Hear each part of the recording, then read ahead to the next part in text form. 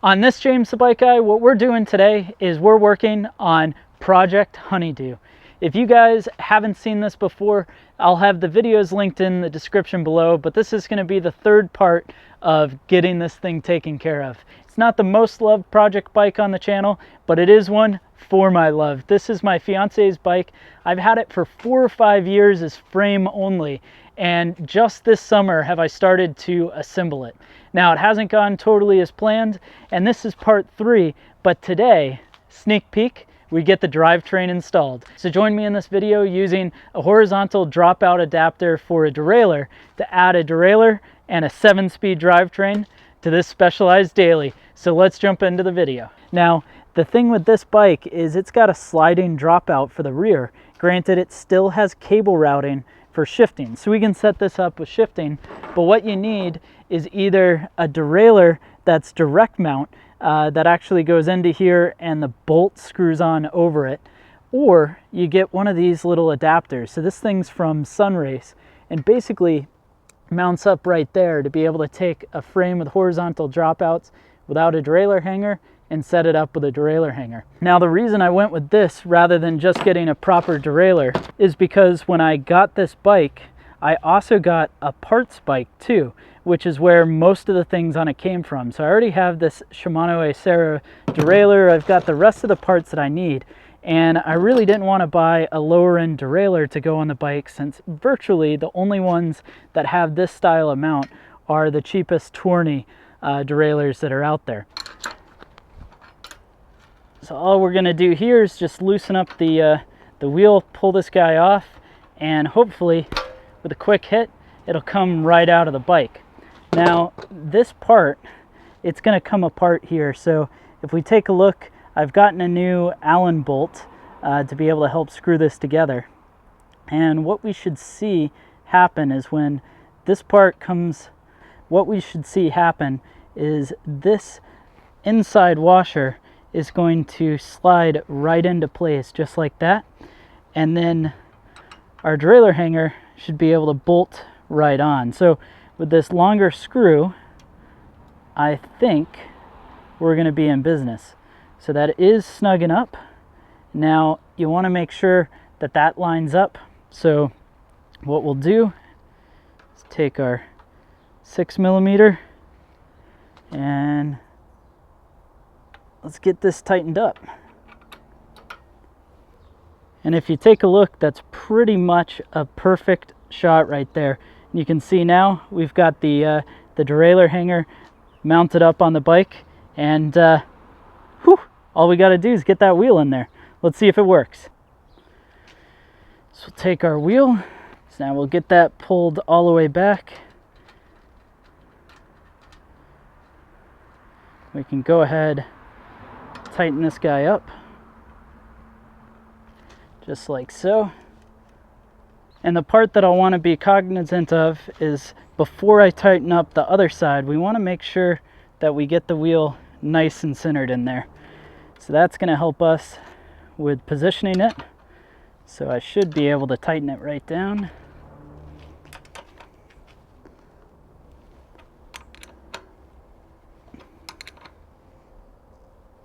So now with the hanger on there, we should be able to take our Acera derailleur and we should be able to just get this threaded right onto the frame.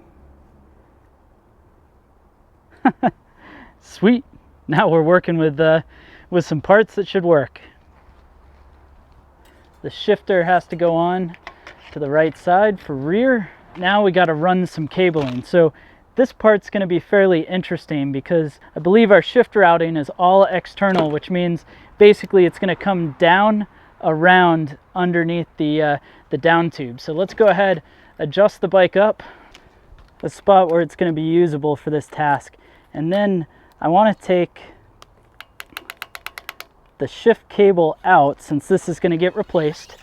So that's out and can be thrown away. So for shift housing, I'm going to be running some SRAM housing that I have, and basically what we want to do right now is just get this set up in a way that's workable. So on the down tube, there's going to be a zip tie for the little cable boss.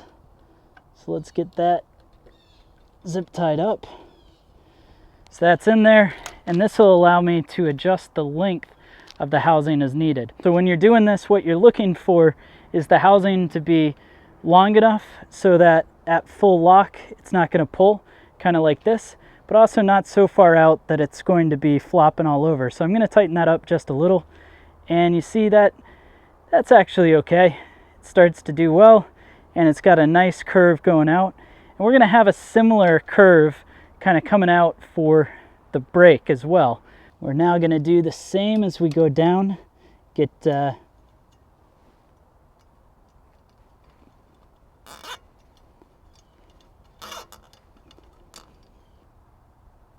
and the same process as we go up to the derailleur. Just going to get that tucked neatly underneath.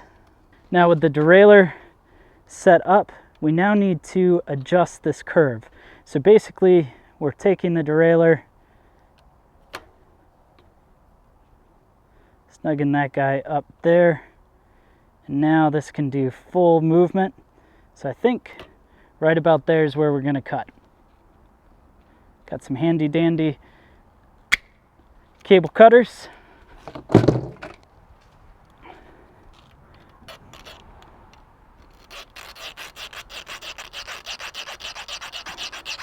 And then we're filing the edge just so it's nice and flush. Boom, perfect. Now we're on to setting up the shifter. So generally what I like to do is make sure we back that barrel adjuster all the way back. So now we're going to take our shift cable, just slide it into the shifter. That'll slip through, see it pulling out, and right into the housing.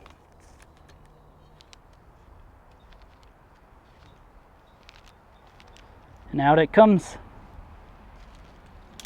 Now we'll give it a couple of shifts just to make sure it's moving freely, which it is. Now the chain I'm going to use here, I've absconded off of my alibis, the his and her alibis. So we're going to use this. It's the right number of speeds, but basically I'm hoping this out of the box will fit properly. Let's go ahead and take the chain,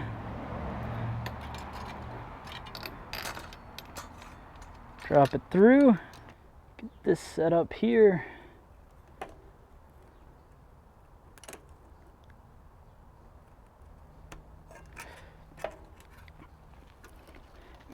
All right, so we'll get the high limit screwed in so that way it doesn't keep trying to fall off. And now let's see if we can get the low limit backed out enough that it can actually reach that mega range cog. There we go. Perfect. Perfect. I'm just going to make sure we're in the hardest gear, which is what we want it to be in. So that's going to allow me to run this cable and tighten it up.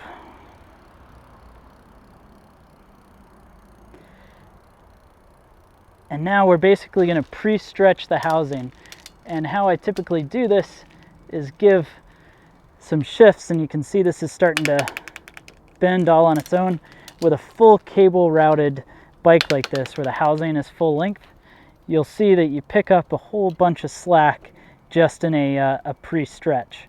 So now we'll tighten that back up, and let's see how it shifts. Hopefully like butter right out of the box. To add just a little bit of cable tension. There we go.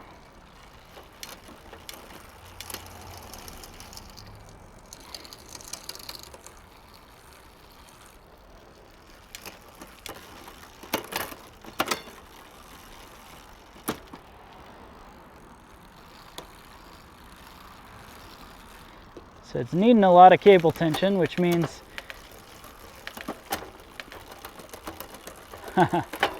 all right, so what's going on now is because it's not quite shifting right, I bet you the derailleur hanger's bent. Let's take a look. So as we look down from the back of the bike, take a look at the derailleur hanger. So what I'm checking out here is it doesn't look like that's straight. And now a telltale sign for when that's not totally parallel is when it's either shifting okay in the small but not in the big, or vice versa. So what we'll do is we'll give that an adjustment. What would happen if you were at a bike shop is they would take a tool that screws into the hanger, basically align it, make sure it matches up with the wheel, do it in 3 different places on the wheel. Because I don't have one of those tools, basically it looks like I need to give this a little bit of a shove out like that, and let's try it out again, see if we made any progress.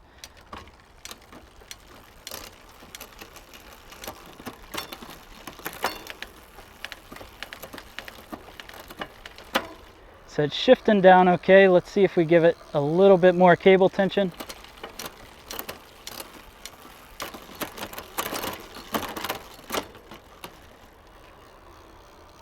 Now that biggest cog is still giving us a little bit of a pain, but I think our limit is not quite perfect. So let's give it a shot again. Okay, back down.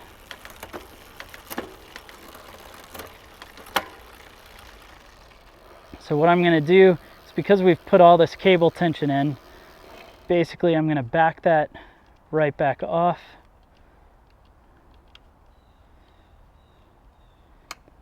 And this is going to give us a chance to take up that extra slack so we don't have to use so much of the barrel adjuster. Leave some for later. Okay, so we'll give that a shot. See what happens.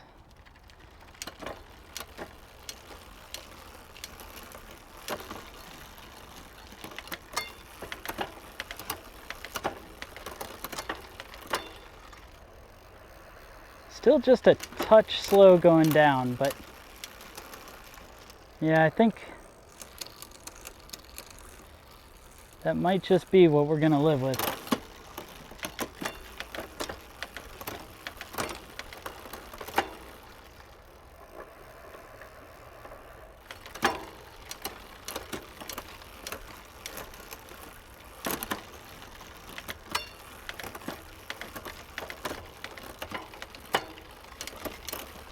So now that the shifting is working as planned, and it goes through all the gears, all the way from the low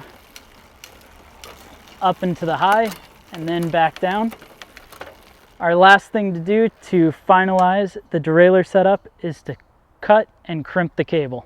So I'm going to go ahead, cut maybe about 1.5 inches, a little bit further right away on the cable, and then I'm going to take this crimp, slide it right onto the cable end, and here I get to put in my signature crimp. Take a look at yours at home if you've had a bike either assembled or worked on at a bike shop. A lot of times they'll have their own special cable crimp, which is typically a signature from the mechanic that worked on your bike. Well, thanks so much for watching this video on Project Honeydew. We're one step closer and only one step away from getting this built together. So if you enjoyed this video and learned something, be sure to hit that subscribe button. Love to have you on the channel for more bike tutorials like this, reviews, how-tos, all sorts of fun things. But more importantly, getting the brakes on here so she can finally have a functioning bike. Well, anyways, thanks so much for joining me again. Hit that thumbs up if you enjoyed the video. Don't forget to hit the subscribe button, and of course, leave those comments down below.